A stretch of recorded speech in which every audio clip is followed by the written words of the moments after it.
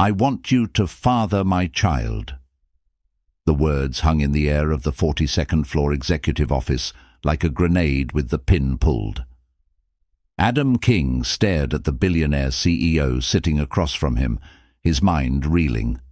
Just 2 hours ago, he'd been a desperate paramedic begging for help to save his dying daughter. Now Amelia Gutierrez was offering him an impossible deal, his genetic material in exchange for his daughter's life. 3 days earlier, everything changed when Lily collapsed during her school's winter concert. But before we continue, if you're enjoying this story, please like this video and subscribe to the channel for more incredible true stories that will touch your heart. Adam King, 34 years old, had been working double shifts as a paramedic for Chicago Fire Department Station 51 for the past 8 years. Every paycheck went toward rent for their small Lincoln Park apartment, Lily's school supplies, and the growing mountain of medical bills from her previous hospitalizations. His wife Sarah had died from complications during childbirth, leaving him to raise Lily alone. He'd promised Sarah with her last breath that he would give their daughter everything, protect her, love her enough for both parents. Now, staring at his unconscious child surrounded by machines and monitors, that promise felt like sand slipping through his fingers. The diagnosis was devastating: severe congenital heart defect requiring immediate surgical intervention. The surgery would cost $375,000. His insurance had a lifetime maximum benefit of $200,000, already exhausted from Lily's previous treatments. He'd applied for charity care, medical loans, crowdfunding campaigns. Every door slammed shut. The hospital's financial counselor had been brutally honest during their meeting yesterday afternoon. Without payment guarantees, they couldn't schedule the surgery. Lily had been stable enough to go home, but her condition was deteriorating rapidly. Adam had spent 72 sleepless hours calling every medical foundation, every charity organization, every religious group he could find online. He'd swallowed his pride and contacted distant relatives he hadn't spoken to in years, former colleagues, even Sarah's family, who had blamed him for not being at the hospital when she died. Nothing. No one could help. The amounts they offered, 500 here, 1,000 there, were drops in an ocean of need. On Thursday morning, while Lily was having another episode of arrhythmia that left her gasping and blue-lipped, Adam made a decision born of pure desperation. He'd heard about Amelia Gutierrez through the news. The 36-year-old CEO of Gutierrez Biotech had made headlines 6 months ago when she announced a $50 million initiative to fund pediatric cardiac research. Her company specialized in developing cutting-edge medical devices, and she was known for her ruthless business tactics and her mysterious personal life. No husband, no children, no close family that the media could find.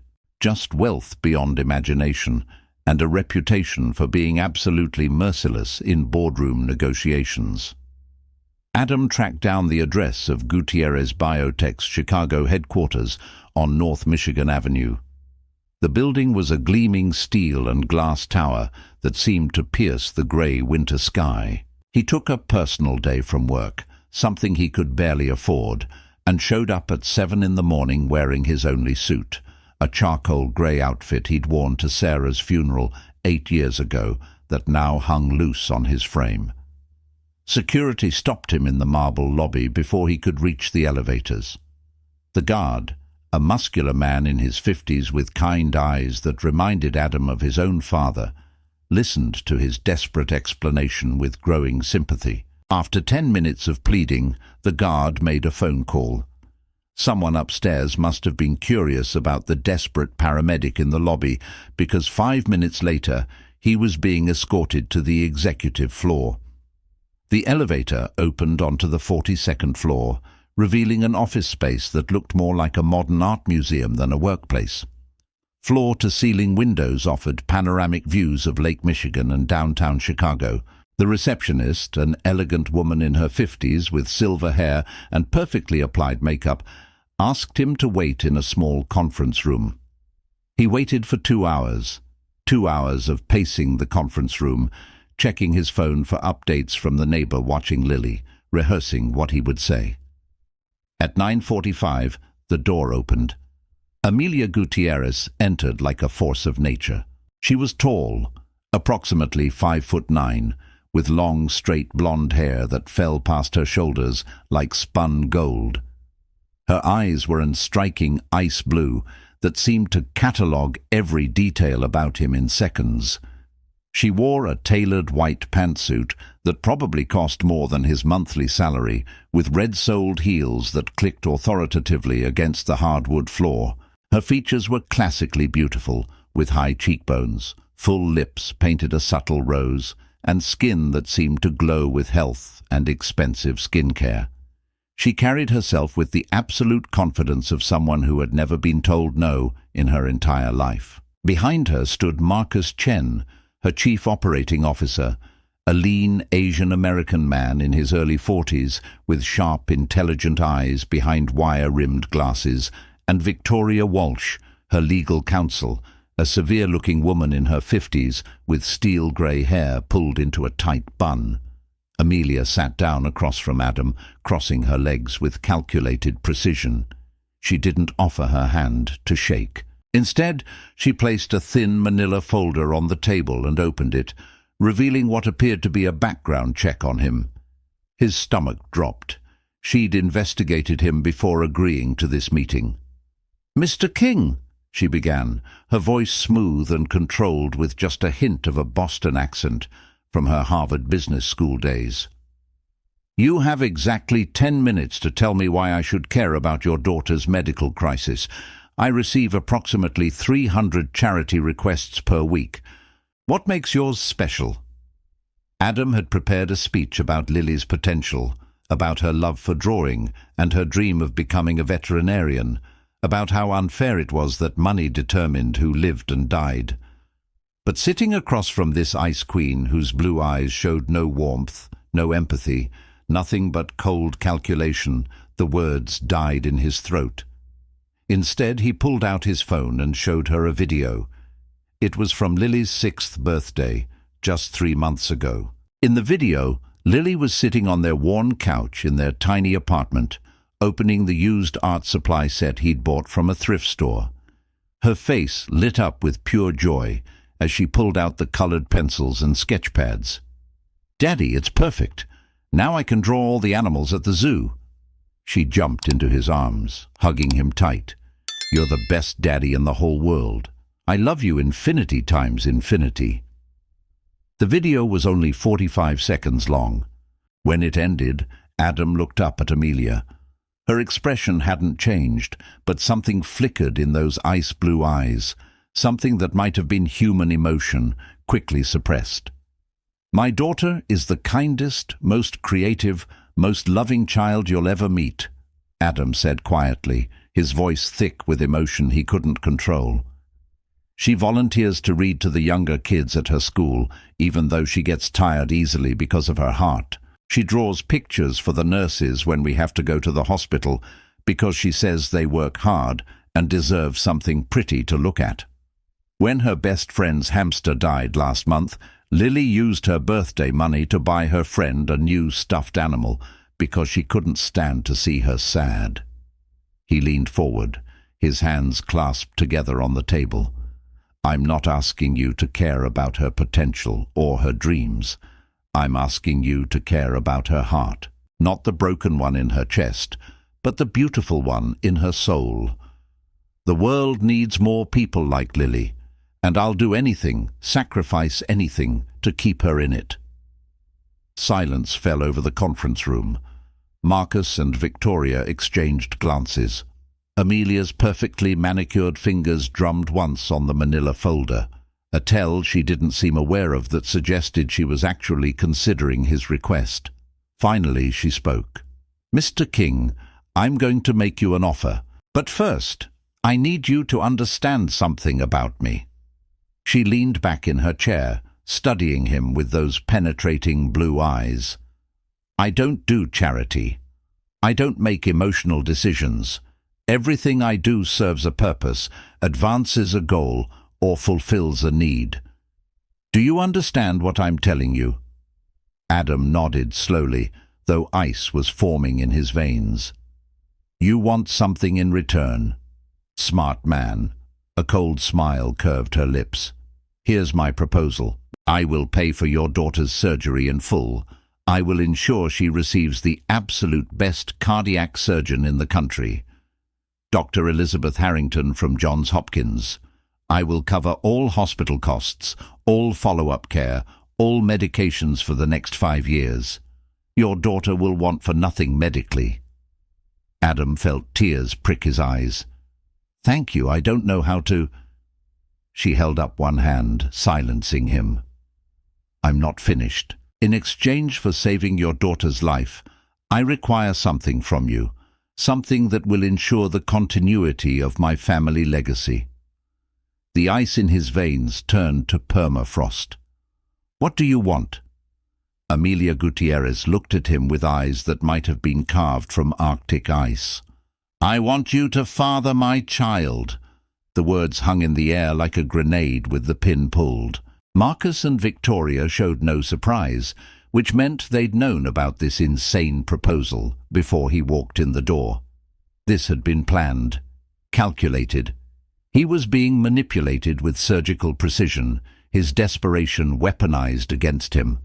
"I'm 36 years old," Amelia continued in that same calm, controlled voice, as if she were discussing a business merger. "I have no interest in marriage or romantic relationships. They're messy, complicated, and serve no productive purpose in my life. However, I do want a biological child to inherit my company and carry on my family name. I've spent the last year researching potential candidates for artificial insemination, but I've found all the options unsatisfactory. They're either genetically questionable, professionally unremarkable, or personality-wise insufferable." She gestured to the manila folder.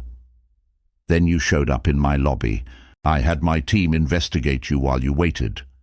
Adam King, 34 years old, 5'11", athletic build maintained despite working brutal hours. No genetic diseases in your family history. Bachelor's degree in emergency medical services, top of your class at Malcolm X College. 8 years as a paramedic with Chicago Fire Department, exemplary service record, 17 formal commendations for heroism. Army medic before that, honorably discharged after serving in Afghanistan. Married young to your high school sweetheart Sarah, who died during childbirth. Single father raising daughter alone. No criminal record, no substance abuse, no gambling debts. You're healthy, intelligent, brave, and demonstrably capable of selfless love. Adam felt sick. She'd dissected his entire life while he waited in this conference room, reducing him to a list of acceptable genetic and behavioral traits. He was being evaluated like breeding stock. "Furthermore," Amelia continued, "you're desperate. You will agree to my terms because you have no other option. Your daughter has 48 hours, you said. She'll be dead by Sunday morning if you walk out of this room." The casual cruelty of that statement, delivered in her calm, professional tone, hit him like a physical blow. But she was right. God help him, she was absolutely right. He would do anything, become anything, sacrifice anything to save Lily. "What exactly are your terms?" he asked, his voice hollow. Amelia pulled a document from the folder and slid it across the table. "You will provide genetic material for artificial insemination. Once I'm confirmed pregnant, you will sign away all parental rights to the child. You will have no legal claim, no visitation rights, no contact whatsoever. The child will be mine alone. In exchange, I pay for Lily's surgery and ongoing medical care." Adam stared at the document. It was already prepared, professionally formatted, with blank spaces for signatures. She'd been so certain he would agree that she'd had her lawyers draft this before the meeting. The level of premeditation, of cold calculation, made him feel like an insect being studied under glass. "And if I refuse?" he asked, even though he already knew the answer. "Then you walk out of here with nothing, and your daughter dies." No emotion, no sympathy, just cold, hard fact delivered like a business transaction. "Mr. King, I'm offering you a trade, your genetic material and your silence for your daughter's life. It's the most generous offer you're going to receive. The clock is ticking." He thought about Lily, about her smile, about the way she hugged him every morning before school, about the drawings she made that covered every inch of their refrigerator. He thought about Sarah's last words. "Promise me you'll give her everything." He'd failed at giving Lily a mother. He'd failed at providing financial security. He couldn't fail at keeping her alive. Adam picked up the pen that Amelia slid across the table. His hand was shaking. "I need a guarantee, in writing, that Lily's medical care is covered completely, no matter what happens with the pregnancy." For the first time, something like respect flickered across Amelia's face. "Marcus, add the addendum we discussed." Marcus produced another document, this one from Gutierrez Biotech's charitable foundation, guaranteeing complete medical coverage for Lily King, including surgery, hospitalization, medications and follow-up care for 10 years, regardless of the outcome of any separate agreement between Adam King and Amelia Gutierrez. It was ironclad. He could tell, even without being a lawyer, that this document was unbreakable. He signed both documents. His signature looked like it belonged to someone else, someone who wasn't selling his future child for medical bills. Victoria Walsh notarized them immediately, efficient and practiced. Within 5 minutes, everything was done. The deal was made. Amelia stood up, smoothing her white pantsuit. "Dr. Harrington will be contacted within the hour. She'll fly in from Baltimore tonight. Your daughter will have surgery tomorrow morning at Northwestern Memorial Hospital. I'll cover the costs of having her transferred there immediately. My people will handle all the logistics." She walked to the door, then paused and looked back at him.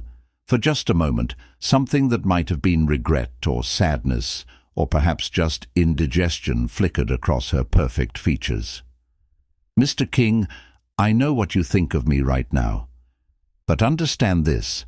I'm giving your daughter life, and I'm getting the legacy I need to secure my family's future. This is a fair transaction. Try not to hate me for being honest about it." Then she was gone, leaving him alone in the conference room with documents that had just signed away a child he'd never meet, traded for the life of a daughter he couldn't live without.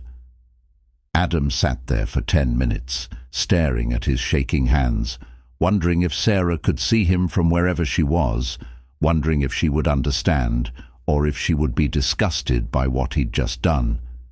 His phone rang. The hospital. Lily was being transferred to Northwestern within the hour. A Dr. Harrington was already reviewing her case. Surgery was scheduled for 6 a.m. tomorrow. Everything was happening exactly as Amelia had promised. Efficient, professional, heartless. That night, Adam sat beside Lily's hospital bed at Northwestern, holding her tiny hand while she slept, sedated for tomorrow's surgery. She looked so small, so fragile, surrounded by machines and monitors. He thought about the child he'd just agreed to create, a child who would grow up with every material advantage but without a father. Would that child look like Lily? Would they have Sarah's smile or his stubborn chin? Would they wonder about the man who gave them life but abandoned them before birth? He pushed those thoughts away. He couldn't afford guilt or second thoughts. Lily was alive. That was all that mattered. Everything else was just the price of salvation. The next morning, Dr. Elizabeth Harrington arrived at 5:30 a.m., exactly 30 minutes before surgery. She was in her early 50s, with sharp grey eyes and the confident bearing of someone at the absolute top of their profession. She reviewed Lily's case one final time, then looked at Adam with professional kindness that was somehow easier to bear than Amelia's cold calculation. "Mr. King, your daughter's condition is severe, but I've performed this surgery 214 times with a 97% success rate. She's young, which works in her favor. Her heart has fight left in it. I'm going to fix her." It wasn't a promise, because doctors couldn't promise outcomes, but it was as close as he was going to get. They wheeled Lily into surgery at 6 a.m. exactly. Adam sat in the surgical waiting room, surrounded by other desperate families, all of them clinging to hope and faith and whatever else kept humans sane when the people they loved were being cut open by strangers. The surgery would take 6 hours. 6 hours of waiting, of imagining every possible complication, of bargaining with God and the universe and anything that might be listening. At 8:30 a.m., Amelia Gutierrez walked into the waiting room. She was dressed more casually today, in designer jeans and a cream cashmere sweater that probably cost more than his car.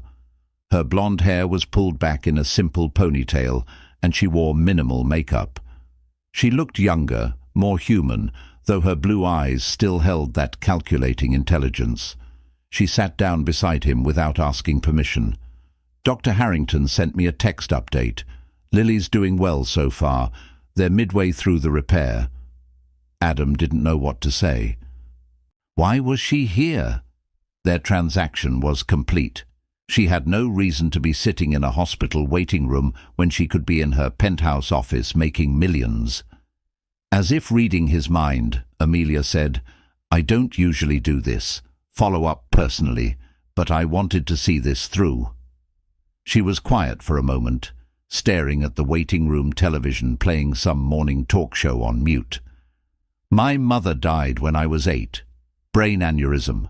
No warning. One morning she was making breakfast. The next she was on the floor, dead before the ambulance arrived." Adam turned to look at her, surprised by this unexpected glimpse of humanity. Amelia continued staring at the television, her expression carefully neutral. "My father threw himself into work afterward, building the company, making money, creating legacy. He remarried twice, both times to women who wanted his money, not his heart. He died when I was 25, heart attack, stress." She finally looked at Adam, and for just a moment, he saw past the Ice Queen exterior to the 8-year-old girl who had lost her mother, the young woman who had lost her father, the person who had learned to armor herself in wealth and control because it was the only shield against a world that took people away without warning. "I don't believe in love or family, or any of that fairy tale nonsense," Amelia said quietly.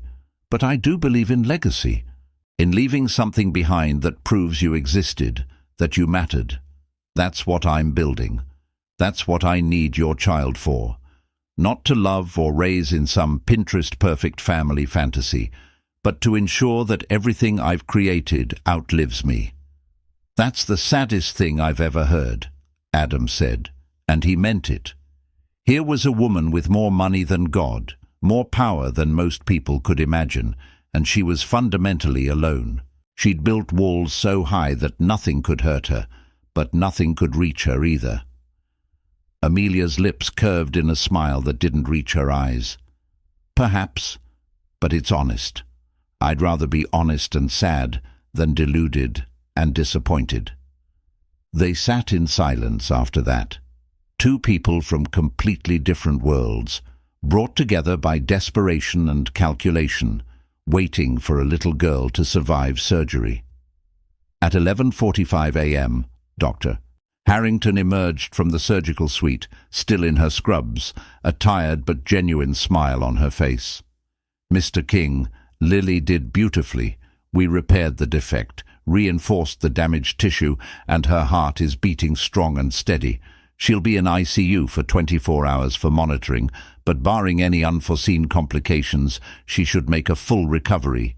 You can see her in about 30 minutes once she's settled in recovery." Adam felt his knees go weak with relief. He sat down hard in the waiting room chair, pressing his palms against his eyes to stop the tears. Lily was alive. Lily was going to be okay. Everything else, all the darkness and moral compromise and impossible choices, all of it was worth this moment. He felt a hand on his shoulder. Amelia was standing beside him, and her eyes were suspiciously bright, though no tears fell. "Congratulations, Mr. King. Your daughter is going to live."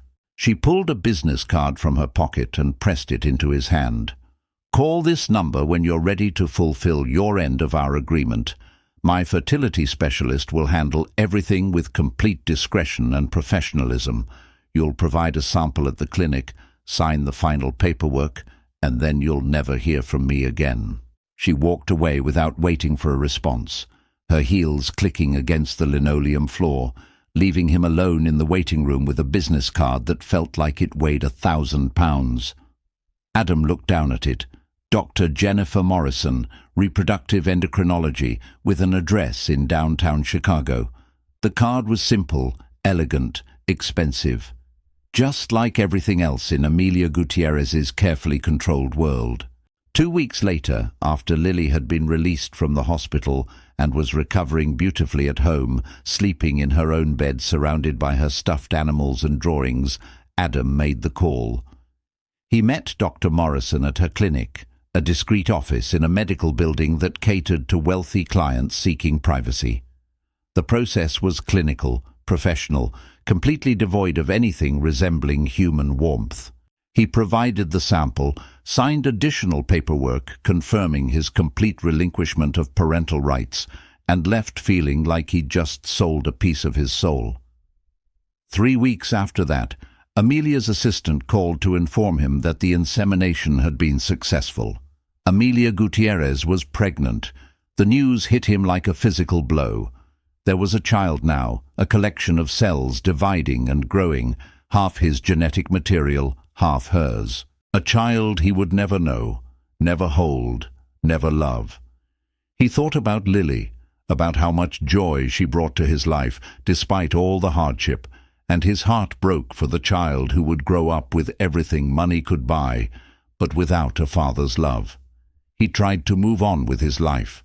Lily recovered completely, amazing her doctors with her resilience. She returned to school, returned to her art, returned to being the bright, joyful child he'd almost lost. He went back to work at Station 51, saving lives, making a difference in small ways.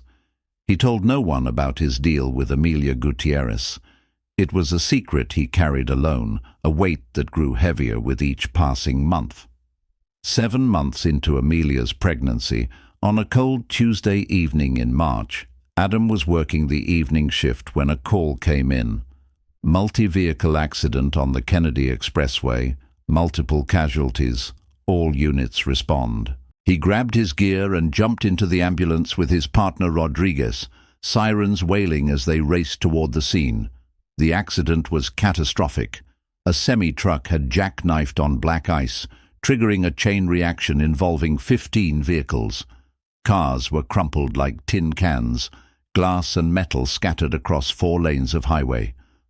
Adam and Rodriguez went to work immediately, triaging victims, providing emergency care, coordinating with other first responders.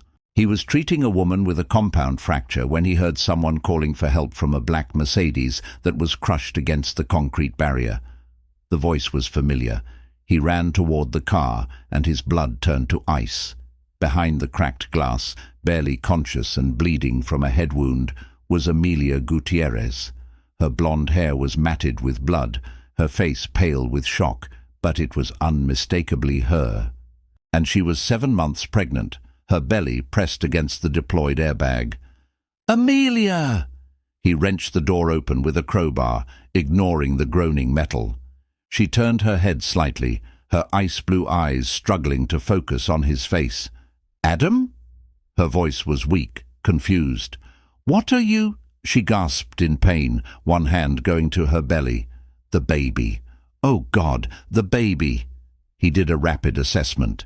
Head laceration, possible concussion, airbag deployment suggesting significant impact, and most critically, she was 7 months pregnant and showing signs of abdominal trauma.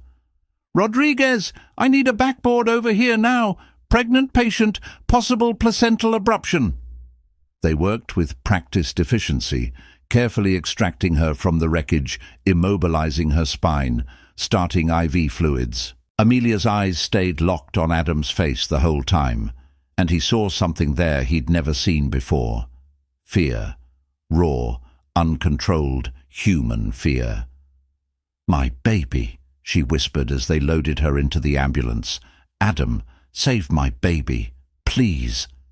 He held her hand, feeling her grip tighten with each contraction. She was going into premature labor, stress induced by the accident. "We're taking you to Northwestern. We'll get you to OB.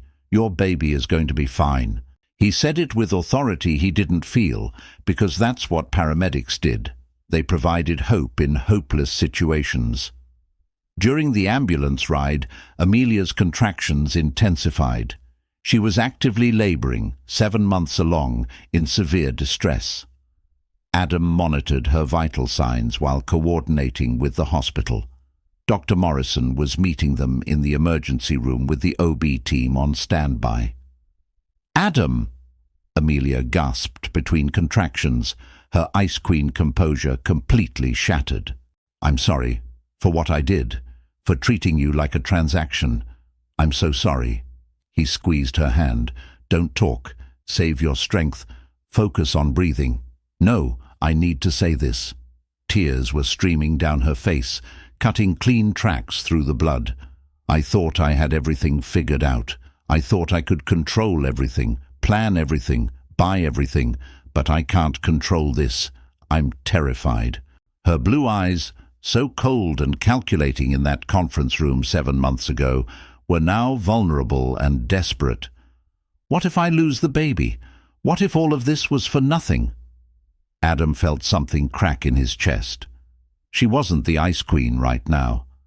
She was just a terrified woman facing the possibility of losing her child. The same terror he'd felt when Lily lay in that hospital bed. The same desperate bargaining with fate that made humans do impossible things. "You're not going to lose the baby," he said firmly. "You're strong, you're a fighter, and you have the best medical care in the city waiting for you.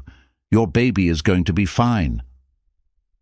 They arrived at Northwestern in 12 minutes flat, Rodriguez driving like his life depended on it. The OB team was waiting, Dr. Morrison leading them with calm, professional authority. They whisked Amelia into surgery for an emergency C-section. The baby needed to come out now, 7 months or not, if there was any chance of survival. Adam stood in the hallway outside the surgical suite, covered in her blood, his hands still shaking from adrenaline, and realized with crystal clarity that everything had changed.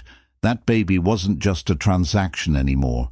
That baby was his child, his son or daughter, fighting for life right now, 7 months old, and facing the world 2 months too early, because fate had decided to intervene in Amelia Gutierrez's carefully laid plans. 45 minutes later, Dr. Morrison emerged from surgery, her mask pulled down, exhaustion evident on her face. "Mr. King, Ms. Gutierrez is stable. She'll make a full recovery. And you have a daughter, 3 pounds, 2 ounces. She's in the NICU, on a ventilator, but she's alive and fighting." A daughter. He had a daughter, a second daughter he'd never planned to know, never planned to hold. A daughter who was fighting for life in the NICU because he'd provided half her genetic code in exchange for Lily's surgery 7 months ago. "Can I see her?" The words came out before he could stop them. Dr. Morrison's expression was complex. "Mr. King, you signed away parental rights. Legally, you have no standing." "I know what I signed. But I just pulled her mother from a car wreck and delivered her to this hospital in active labor. I need to see that she's okay. Please." Dr. Morrison studied him for a long moment, then nodded. 5 minutes. But understand, This doesn't change the legal situation. She led him to the NICU, through the glass window, in an incubator surrounded by monitors and tubes and all the machinery of modern medicine keeping premature babies alive, was the smallest human being he'd ever seen. She had a shock of dark hair, his hair, and even through the ventilator tube and monitors, he could see that she had Amelia's facial structure. The perfect combination of both of them, fighting for every breath. He stood there staring at his daughter, this child he'd never expected to feel anything for, and felt his heart break wide open. This was his little girl, his flesh and blood. And he'd signed her away before she'd even existed, traded her for Lily's life in a deal that had seemed so clear-cut 7 months ago, but now felt like the worst mistake of his life. 2 days later, Amelia regained full consciousness. She'd had a subdural hematoma from the accident that required surgical intervention, but the procedure was successful. When she was strong enough to be wheeled to the NICU to see her daughter, Adam was already there, standing outside the unit, unable to leave, unable to walk away from the tiny fighter in the incubator. Amelia's wheelchair stopped beside him. She looked smaller somehow, diminished by hospital gowns and bandages, her blonde hair dull and tangled, her face pale without makeup. But her blue eyes were clear, and when she looked at her daughter through the glass, something transformed in her expression. Something Adam had never seen before. Wonder, love, absolute, terrifying, overwhelming love. "I named her Grace," Amelia said softly. "Grace Elizabeth, after my mother and Dr. Harrington." She was quiet for a moment, watching the baby's tiny chest rise and fall with mechanical assistance. "I've spent 2 days lying in that hospital bed, pumping breast milk for a daughter I can't hold, thinking about what you said in the waiting room, about how sad my life is." Adam started to apologize, but she held up one hand, silencing him. "You were right. I've been sad and alone and so convinced that control was the same thing as safety. But looking at Grace, knowing how close I came to losing her, to losing everything." Her voice broke. "I've been doing this all wrong." She looked up at Adam, and her eyes were filled with tears. "You saved us, me and Grace. If you hadn't been on that ambulance, if you hadn't fought so hard to get us here, we'd both be dead. And I realized something. Grace needs more than just my money and my legacy.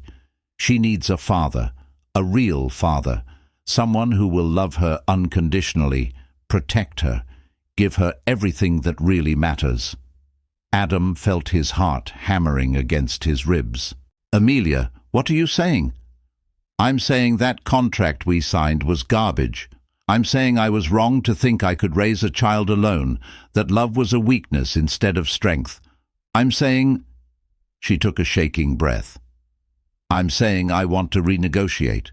If you want to be Grace's father, if you want to be part of her life, I won't stop you.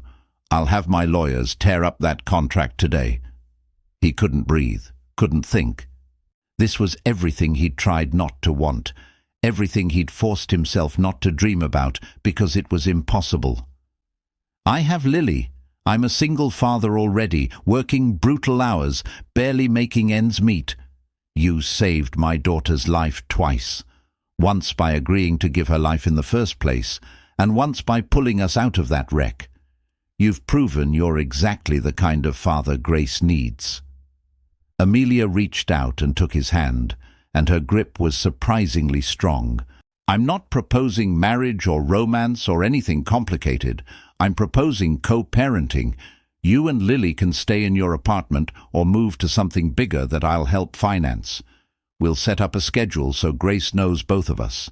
We'll figure out the logistics, but she'll have a father who loves her, and that's what matters." Adam looked at his daughter through the NICU window, this tiny miracle fighting for every breath. And then he thought about Lily at home, the daughter he'd almost lost, the daughter he'd traded everything to save. He thought about how Lily always asked about siblings, about how she drew pictures of families with multiple children because that's what she wished they could be. "Lily's been begging for a baby sister since she could talk," he said quietly. "She's going to lose her mind when she finds out." Amelia laughed, a sound of pure relief and joy that transformed her face. "Then I guess you better bring her to meet Grace as soon as the NICU allows sibling visits." And that's how Adam King, 34-year-old paramedic and single father, ended up with 2 daughters, a billionaire co-parent, and a life that bore no resemblance to anything he'd planned, but was somehow exactly what he needed. Over the following weeks, as Grace grew stronger in the NICU, and Amelia recovered from her injuries, they worked out the details. Amelia's lawyers revised all the paperwork, establishing Adam as Grace's legal father with full rights and responsibilities. They set up a trust fund for Grace's future and for Lily's continued medical care. They agreed on a co-parenting schedule that accommodated Adam's shift work and Amelia's business travel. When Lily finally met Grace, after Grace had spent 6 weeks in the NICU and was finally strong enough to leave the hospital, the 7-year-old girl's face lit up with pure joy. "She's so tiny. Can I hold her? Will she know I'm her big sister?" Lily's enthusiasm was infectious, melting Amelia's remaining Ice Queen exterior faster than anything else could have. Amelia, watching Lily cradle Grace with the careful reverence of a child holding something precious, felt tears prick her eyes. "She's lucky to have you as a big sister, Lily." The first few months were chaotic in ways neither of them could have anticipated. Adam and Amelia navigated co-parenting with all the awkwardness of 2 people who barely knew each other trying to raise an infant together while processing their own complicated feelings about how they'd gotten here. The disagreements started small. Amelia wanted to hire a night nurse, someone professionally trained to handle the 3 a.m. feedings and diaper changes. Adam insisted on doing it himself, arguing that babies needed their parents, not paid professionals, during those vulnerable early hours. They compromised. The night nurse came 3 nights a week, giving Adam a chance to catch up on sleep before his shifts at Station 51. Then there was the organic food debate. Amelia had her assistant purchase $500 worth of organic baby formula, special probiotic supplements, and purified water systems. Adam stared at the delivery with something between amusement and horror. "Amelia, regular formula is fine. Millions of babies grow up perfectly healthy on regular formula." "But why settle for fine when we can give her the best?"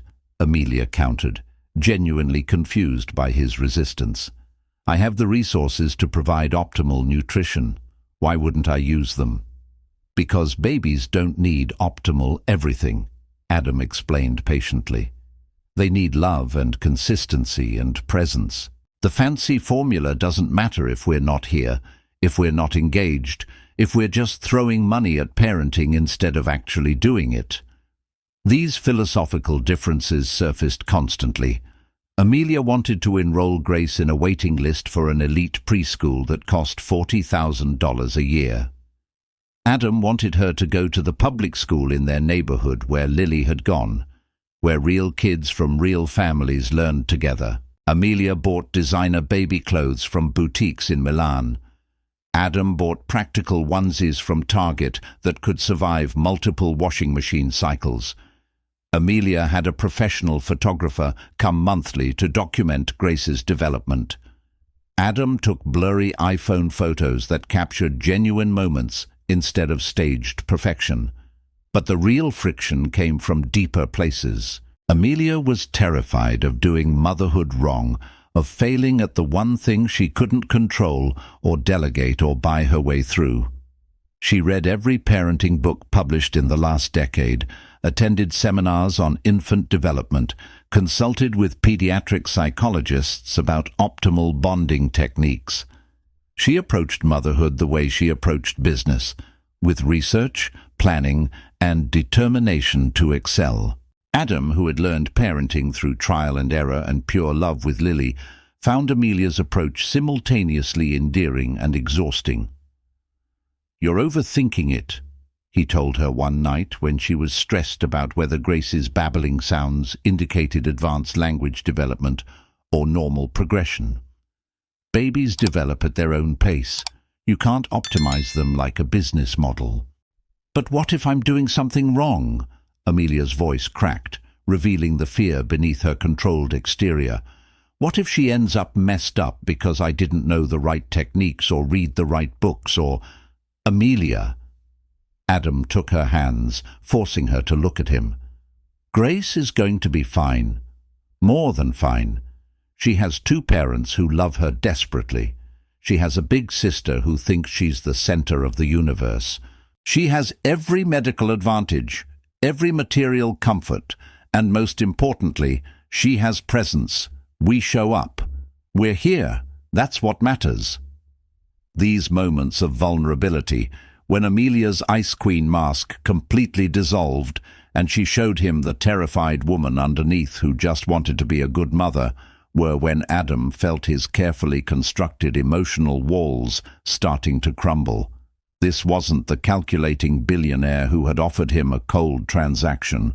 This was a woman learning to love, learning to be human, learning that control was an illusion and vulnerability was strength. Meanwhile, Lily was thriving in her role as big sister, but she was also navigating complicated feelings about the new family structure. One evening, about 4 months after Grace came home from the hospital, Adam found Lily sitting on her bed looking at old photos of Sarah. "Hey, sweetheart," he said softly, sitting beside her.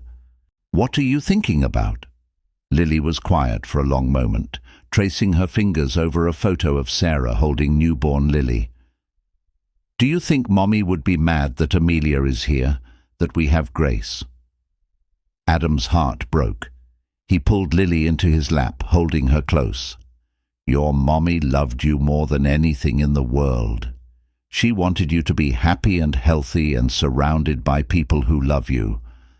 I think she'd be glad that you have Amelia and Grace, that our family is bigger now." "But Amelia isn't my mommy," Lily said, her voice small. "I don't want to forget Mommy." "You'll never forget her," Adam promised. "Your mommy will always be your mommy. Always. Amelia isn't trying to replace her. She's just someone new who loves you and wants to be part of your life. You can love both of them. Love doesn't run out, Lily. It just grows." That conversation led to a longer talk between Adam and Amelia about how to handle Lily's complicated feelings. They decided to create a memory book about Sarah, filled with photos and stories, something Lily could look at whenever she wanted. Amelia, surprisingly, was the one who suggested they visit Sarah's grave together, all 4 of them. It was a sunny Saturday morning in May, when they stood at Sarah's gravestone in Oakwoods Cemetery. Adam held Grace, who was babbling happily, unaware of the significance of the moment. Lily held Amelia's hand, which she'd been doing more and more frequently, a sign that she was beginning to accept Amelia into their family. Amelia knelt down beside Lily in front of Sarah's grave. "Sarah," she said quietly, speaking to the stone as if speaking to the woman herself. "I need you to know that I'm going to do everything I can to honor your daughter. I'll never try to replace you. I'll never ask Lily to forget you. But I promise I'll love her and protect her and be there for her." "Just like you would want." Lily burst into tears, throwing her arms around Amelia. Adam, watching this moment, felt something fundamental shift in his chest. This woman, this billionaire CEO who had started as a cold transaction, had just promised his dead wife to love their daughter. The walls around his heart didn't just crumble, they completely dissolved. But it wasn't all emotional breakthrough moments. There were also disasters, like the time Amelia's mother instinct kicked in at 2 a.m., and she drove to Adam's apartment in a panic because Grace had a slight fever, and she was convinced it was meningitis. Adam, groggy and patient, took Grace's temperature, confirmed it was just 99.2, and explained that babies get minor fevers from teething or minor viruses all the time.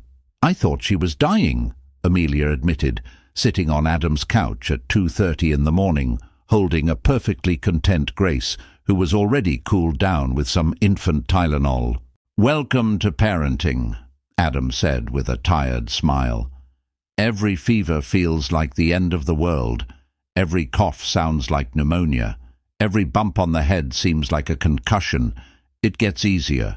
Eventually you learn to tell the difference between real emergencies and normal kid stuff." Or the time Adam took Grace to a routine pediatrician appointment and mentioned that Grace had been pulling at her left ear. The pediatrician diagnosed a mild ear infection and prescribed antibiotics. When Adam told Amelia, she completely spiraled, convinced that she'd missed the signs, that she was a terrible mother, that Grace would develop hearing problems from delayed treatment. Adam found her at the penthouse, surrounded by medical journals about pediatric ear infections, her laptop open to 17 different tabs about long-term effects of untreated otitis media. He gently closed the laptop and pulled her into his arms. "Grace is fine. She has a minor ear infection that's already being treated. This is normal. Kids get ear infections. It doesn't mean you failed as a mother. It means she's a normal baby with a normal immune system learning to fight off normal childhood illnesses." Amelia buried her face in his chest, and he felt her shaking. "I can't lose her, Adam.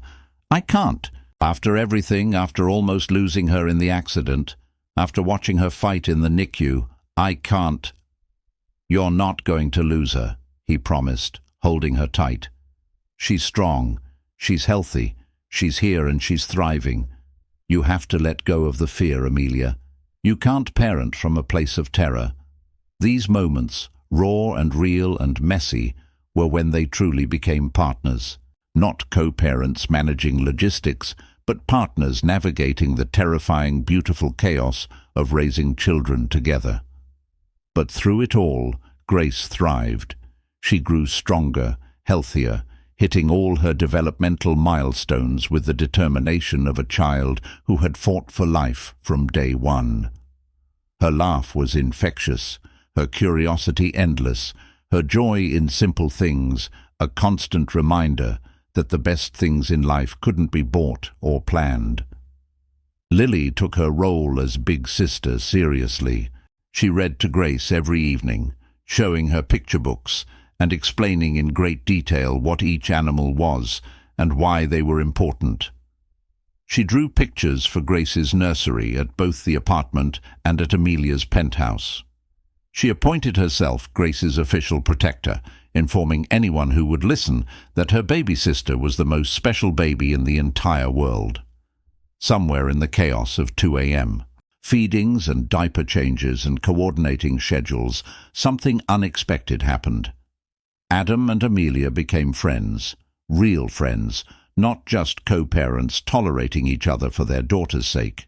It started with small things. Amelia discovered that Adam made terrible coffee, so she showed up at his apartment one morning with an espresso machine and fresh beans from a local roaster. "Life's too short for bad coffee," she announced, installing it in his tiny kitchen like she was performing surgery. Adam discovered that Amelia had never actually learned to cook, surviving on takeout and catered meals her entire adult life. So he taught her how to make simple meals, standing in her massive penthouse kitchen that had probably never been used, walking her through scrambled eggs and grilled cheese sandwiches. "This is life-changing," she said seriously, taking a bite of her first home-cooked meal. "Why did no one tell me cooking was this satisfying?" "Because you could always just hire someone to do it," Adam teased. "Welcome to how normal people live." They discovered they made each other laugh. Adam's dry humor about the absurdities of his paramedic work paired perfectly with Amelia's sharp wit about corporate politics. They could talk for hours about everything from philosophy to politics to the ridiculous reality TV shows they both secretly watched. Amelia admitted she was obsessed with cooking competitions despite not being able to cook. Adam confessed he'd binge-watched an entire season of a teen drama because Lily had gotten him hooked. They started having Friday night dinners together, all four of them, at whichever residence wasn't hosting Grace that week.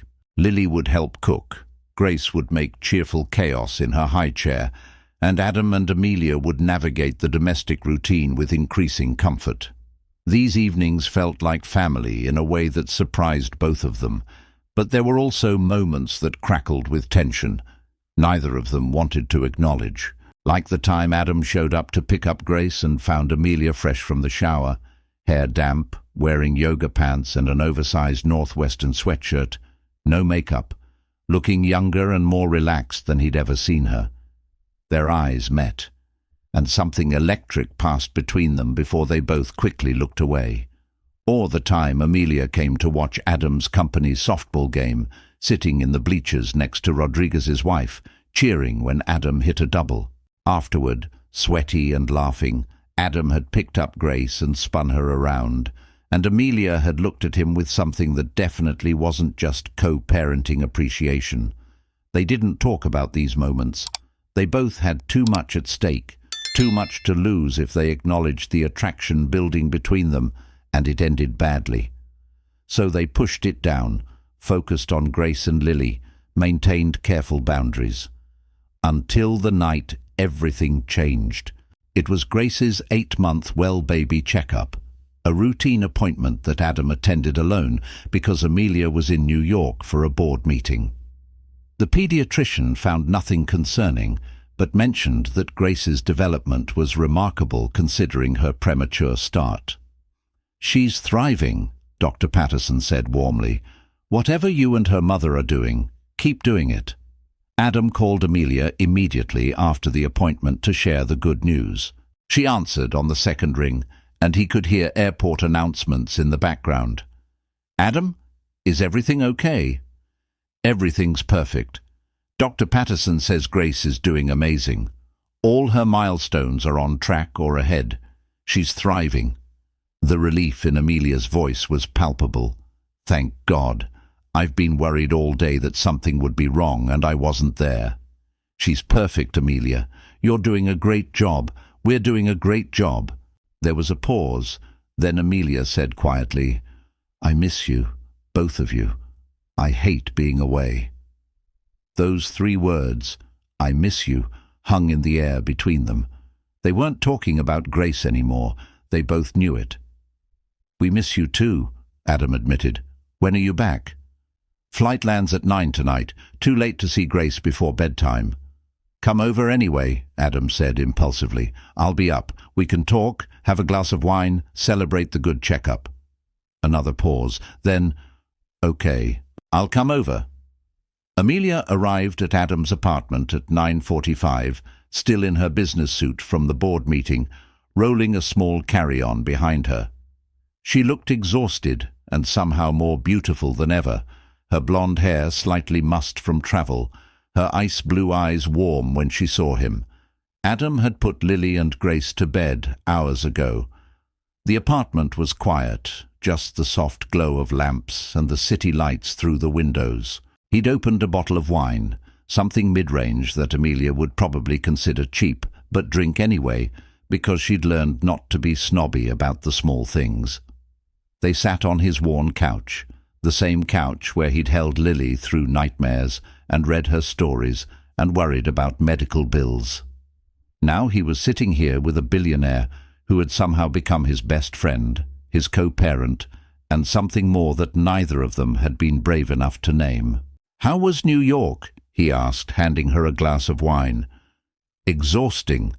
The board wanted to discuss expanding into European markets, which means months of negotiations and travel. I realized sitting in that conference room that I didn't want to be there. I wanted to be here, at Grace's checkup, being a mother instead of a CEO." She took a sip of wine, then smiled. "This is terrible wine, by the way." "I know," Adam grinned.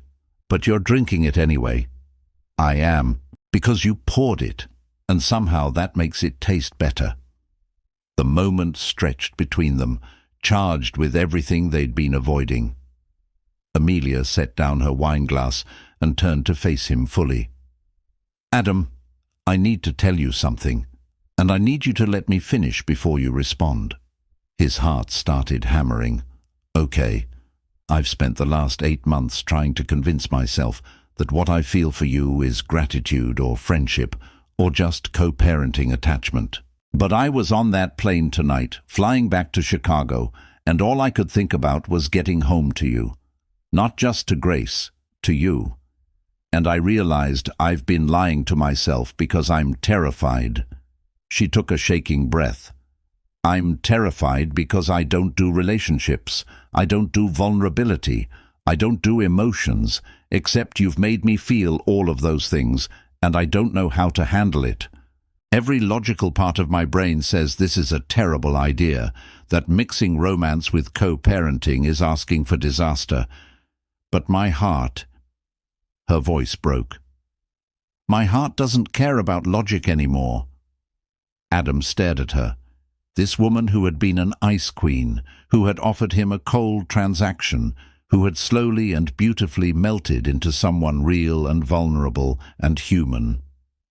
"Amelia," he said softly, "I'm terrified too." Amelia learned to relax her need for control, letting Grace be messy and chaotic, and perfectly imperfect. Adam learned that strength and vulnerability weren't opposites, that asking for help wasn't weakness, but wisdom.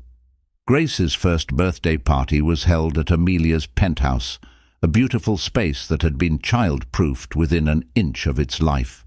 Lily had helped plan every detail, insisting on a zoo animal theme because Grace loved the stuffed giraffe Adam had bought her. The guest list was small. Just Adam and Lily, Amelia and Marcus and Victoria, Dr. Morrison, Dr. Harrington, and Rodriguez and his family. As they sang Happy Birthday and Grace smashed her cake with the joyful destruction only a 1-year-old could achieve, Adam caught Amelia's eye across the table. She was smiling, genuine and unguarded, watching their daughter with absolute love. She looked so different from the Ice Queen who had sat across from him in that conference room 18 months ago, calculating and cold, offering him an impossible deal. Later, after the guests had left and Lily had fallen asleep on the couch cuddling Grace, Adam and Amelia stood at the penthouse windows, looking out at Chicago's glittering skyline. "I've been thinking," Amelia said quietly, not looking at him, "about what you said that day in the hospital, about how sad my life was. Amelia, I'm sorry." "No, let me finish." She turned to face him, her blue eyes warm in the soft lighting. "You were right. My life was sad. I was sad. I'd built walls so high that nothing could touch me, but nothing could reach me either.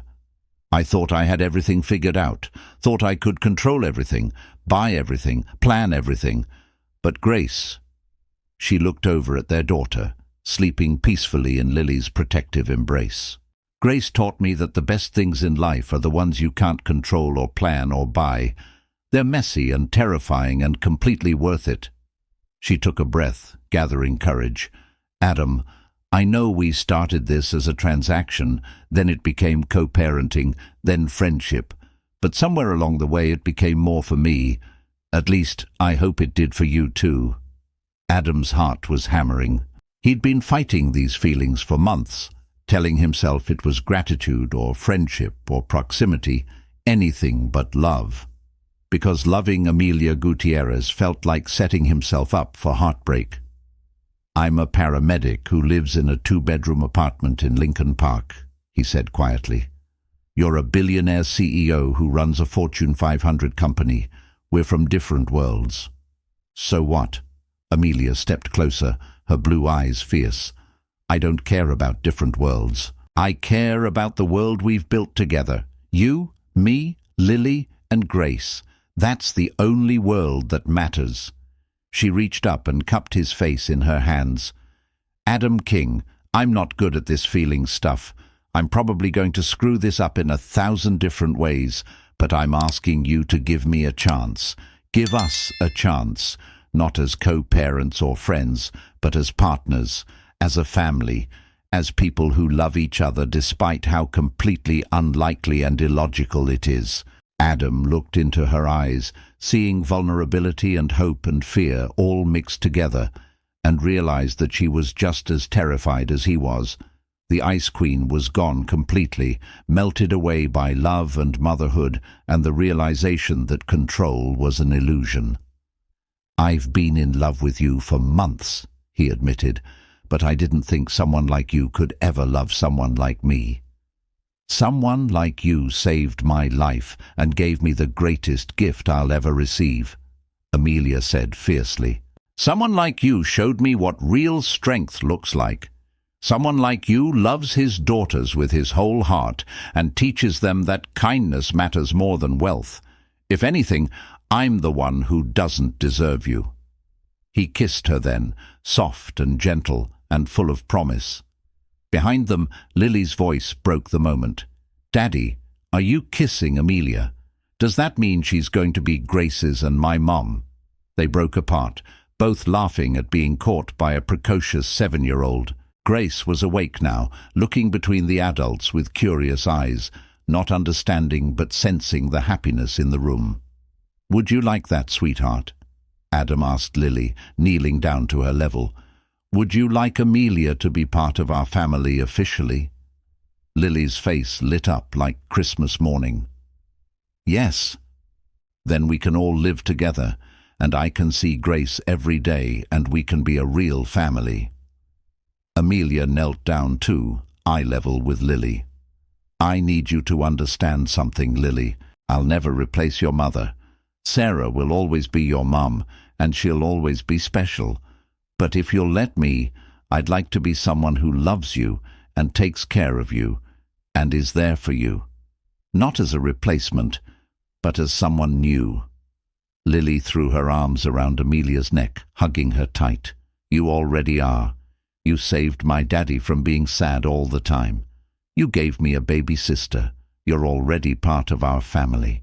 6 months later, they got married in a small ceremony at the Chicago Botanic Garden. Lily was the flower girl, carrying Grace down the aisle in a wagon decorated with flowers. Dr. Harrington and Dr. Morrison attended, witnesses to the impossible journey that had brought them all together. Marcus gave a toast about how Amelia had finally learned that some things couldn't be calculated or controlled, only experienced. Adam's Station 51 family filled half the guest list, proud of their brother who had found happiness against all odds. They merged their lives slowly, carefully, with respect for each other's needs and boundaries. They split time between Amelia's penthouse and a new house they bought together in Lincoln Park, big enough for 2 daughters and whatever future might bring. Adam continued working as a paramedic, refusing Amelia's offers to retire or work for her company, because saving lives was who he was, and she loved him for it. Amelia continued running Gutierrez Biotech, but she learned to delegate more, to value time with her family over constantly expanding the empire. Lily thrived, healthy and happy, her heart strong thanks to Dr. Harrington's skill and Amelia's money and Adam's desperate love. Grace grew into a confident toddler, her premature start forgotten, beloved by 2 parents and a big sister who thought she hung the moon. On Grace's 3rd birthday, as they celebrated in their backyard with a party featuring way too many zoo animals and far too much cake, Adam found Amelia standing apart from the chaos, watching their daughters play with that soft smile she wore now, so different from the Ice Queen mask she'd hidden behind for so long. "What are you thinking about?" he asked, wrapping his arms around her from behind. "I'm thinking about how different my life is from what I planned," she said softly. 3 years ago, I walked into a conference room planning to make a business transaction. I was going to buy genetic material and raise a child alone, and maintain complete control over every aspect of my life. She turned in his arms, looking up at him with those blue eyes that still took his breath away. "Instead, I got you. I got Lily. I got grace. I got chaos and mess and love and family and everything I didn't know I needed. I got a life that's completely out of my control and absolutely perfect." Adam kissed her forehead. "I was thinking about something similar. 3 years ago, I walked into your building planning to beg for money to save my daughter. I thought I was selling my soul, trading away my future for Lily's life. I thought I was giving up everything that mattered." He looked over at their daughters, Lily teaching Grace how to feed the plastic zoo animals cake, both of them laughing with pure joy. "Instead, I got everything: another daughter, a partner, a life beyond my wildest dreams. Turns out sometimes you have to lose yourself to find what you were always meant to be." Amelia smiled, that brilliant, genuine smile that transformed her whole face. "We're both terrible at planning, apparently. We should probably stop trying." "Agreed," Adam laughed. "Let's just see what happens next." What happened next was simple and extraordinary. They lived. They loved. They raised their daughters with all the messy, imperfect beauty that real families have. They fought sometimes, usually about parenting decisions or whose turn it was to handle the 3 a.m. nightmare. They laughed often at themselves and each other and the absurdity of their unlikely story. They built a life that no one could have predicted, that no amount of money could have bought, that no contract could have captured, and when people asked how they met, they always told the truth. Adam saved Amelia's daughter's life twice, and in return, Amelia saved his. Everything else was just details. Years later, when Grace was old enough to understand, they told her the full story. How she was born from an impossible deal made in desperation, how her mother had been an ice queen who didn't believe in love, how her father had sold his genetic material for his daughter's surgery, how an accident on the Kennedy Expressway had changed everything, how love had grown in the most unlikely soil, bloomed in the most unlikely hearts, created a family from what should have been just a transaction. Grace listened to the whole story, then looked at her parents with wisdom beyond her years. "So basically, I'm here because you both loved Lily so much that you were willing to do crazy things to save her." Adam and Amelia exchanged glances, then nodded. "Pretty much, yeah." Grace grinned, that perfect combination of both her parents' smiles. "Cool. Lily's the best big sister ever. Worth it." And in the end, that was the truth. All the complexity, all the moral grey areas, all the impossible choices and desperate bargains, it all boiled down to something simple. Love makes you do crazy things, and sometimes those crazy things turn out to be exactly right. The billionaire CEO who saved a single dad's dying daughter, thinking she would just take what she wanted and walk away, learned that some debts can only be repaid with love.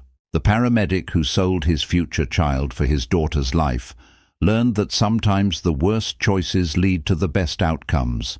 And the two daughters, one saved by money and medicine, one created from a cold transaction that became warm love, grew up knowing that family isn't about how you start, but about what you build together. In the end, Amelia Gutierrez's greatest legacy wasn't her company or her money or her medical research. It was teaching herself and everyone around her that control was an illusion, that love was the strongest force in the universe, and that the best things in life were the ones you never saw coming.